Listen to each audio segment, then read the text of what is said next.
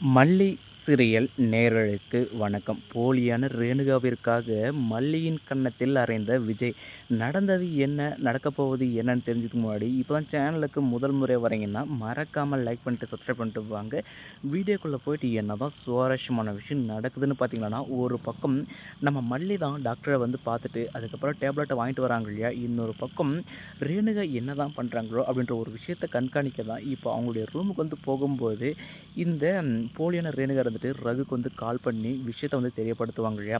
இந்த மாதிரி தான், அதாவது கதிரேஷன் ரெடி பண்ண சொன்னாங்க இல்லையா டெண்டர் ஃபைல், அதை வந்துட்டு இந்த லேடி வந்து எடுத்துன்னு வந்து கொடுத்துட்டா. அதை நான் ஃபோட்டோவும் எடுத்து வச்சுருக்கேன், அதை உங்களுக்கு ஷேர் பண்ணுறேன், அதை வந்து பார்த்துக்கோங்க அப்படின்னு இந்த ரேணுகா இருந்துட்டு பேசிட்டு இருப்பாங்க இல்லையா.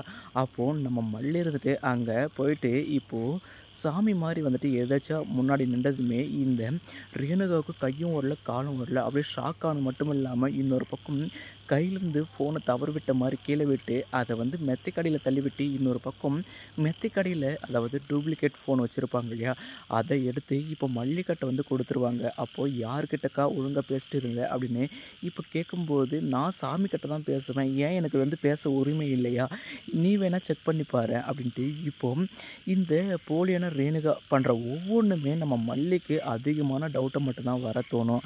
சரி, இனி இவகிட்ட பேசி பிரயோஜனம் கிடையாது, நம்ம ஏதாச்சும் ஒன்று பேசுனா நம்மளையே வந்துட்டு மைண்ட் வந்து டைவெர்ட் பண்ணி விட்டுருவா, அதனால் இவகிட்ட இருந்து கொஞ்சம் தள்ளியே இருப்போம். ஆனால் நம்ம மல்லி கொஞ்சம் உஷாராக கட்டிலுக்கடியில் குனிஞ்சு பார்த்துருந்தாங்கன்னு தெரிஞ்சிருக்கும். அதாவது இன்னொரு ஃபோன், ஒரிஜினல் ஃபோன் இருக்கிறத நம்ம மல்லி அப்போவே கண்டுபிடிச்சிருக்கலாம். ஆனால் இப்போ அதை விட்டுட்டு நம்ம மல்லி இருந்துட்டு சரி டாக்டர் சொன்னபடி அந்த மாத்திரையை பாலில் கலந்து கொடுக்கலான்ட்டு இப்போ சமையல் ரூமுக்கு வந்து அங்கே பால் வந்து காய்ச்சிட்டு இப்போது அதில் வந்து டேப்லெட் வந்து போடுவாங்க இல்லையா.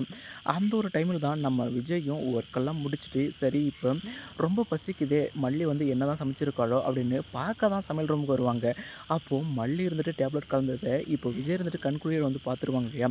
அப்போது மல்லி இந்த பால் வந்து யாருக்கு அப்படின்னு இப்போது நம்ம விஜய் கேட்க, இதுவா ரேணுகா அக்காவுக்கு தான், நீ என்ன பண்ணேன்னு வந்து எனக்கு தெரிஞ்சிருச்சு, எதுக்காக இந்த மாதிரிலாம் பண்ணுற அப்படின்னு வந்து கேட்கும்போது நம்ம மல்லி சரி இதுக்கு மேலேயும் போலியான ரேணுகாவை பற்றி மறைச்சி ஒரு பிரயோஜனமும் கிடையாது அப்படின்றதுக்காக விஜய் கிட்ட எனக்கு ரேணுகா அக்கா மீது டவுட் இருக்குது, ஏன்னா அவங்க உண்மையான ரேணுகாவே கிடையாது, அவங்க நடவடிக்கையை நீங்கள் வந்து கொஞ்சமாச்சும் கவனித்து பார்த்துருக்கீங்களா அப்படின்னு வந்து சொல்லும்போது, மல்லி நீ இந்த மாதிரி கீழ்த்தரமாக யோசிப்ப அப்படின்னு நான் கனவு கூட யோசிச்சது கிடையாது, ஏன் ரேணுகாவை பற்றி இவ்வளோ நீ வந்து சந்தேகப்படுற, அவன் உண்மையான ரேணுகா தான், என்னுடைய ரேணுகா தான், என்னுடைய ரேணுகாவை பற்றி எனக்கு வந்து தெரியாதா அப்படின்னு இப்போ மல்லி சொல்ல வரத கொஞ்சம் கூட நம்ம விஜய் இருந்துட்டு காது கொடுத்து கேட்காத அந்த அளவுக்கு மூட நம்பிக்கையில் இருக்காங்க இந்த போலியான ரேணுகா மீது. அதுக்காக மல்லியோட கணத்தில் அறிஞ்சிருவாங்க இல்லையா.